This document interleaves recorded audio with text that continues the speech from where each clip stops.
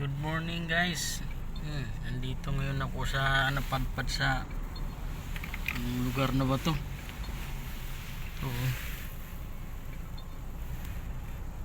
Saan na yan? Hindi ko alam anong lugar na yan.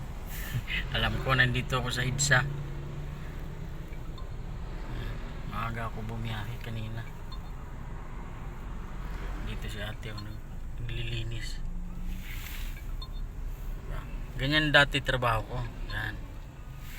Unang salta ko sa Maynila, sigarilyo. Sumunod yan, nagtagawalis. Trabaho ko talaga dati na original, tapos nagpe-fishball. Yan. Dito ako. Hindi kasi mabaliktad yung camera eh. Kasi iba yung cellphone na gamit ko eh. Iba sipag niya ate. Nakaka-relate ako niyan eh. Kasi dati akong ganyan eh. Street sweeper.